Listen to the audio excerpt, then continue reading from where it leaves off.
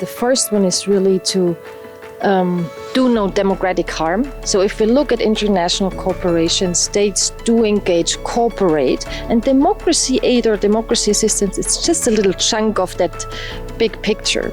So while states and NGOs, political foundations support democracy effectively in projects, and they are successful with that, at the same time, other projects like supportive administration, trade continues, infrastructure projects, all that continues.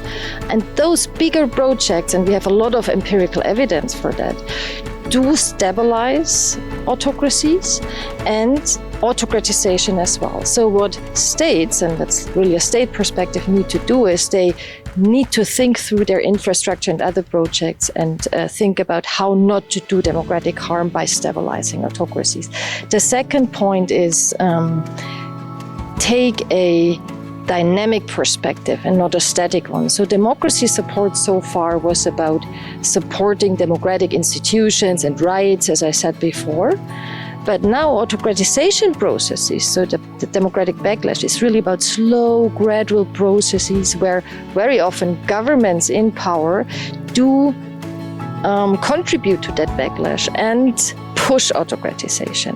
So in these cases, it's being early is key, and having a preventive lens and trying to come in very early is important. So that's a different logic. Defending democracy is a different logic than supporting democracy, and we do need strategies for that. They're not out there yet. I think the biggest threat for democracy at the moment is that we need to get into a proactive modus. So we are too defensive, we are too much actually frightened by autocracies, by populism, by other threats, which are there for sure, but we need to take back the agency. So we need to tell a story, we need a narrative which is positive, we need to bring enthusiasm and good reasons actually for people to believe, okay, it's worthy to go for democracy.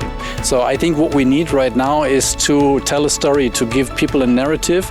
And indeed, so we have proof, we have numbers, we have figures that autocracies are undermining our societies and misusing the open nature of our societies.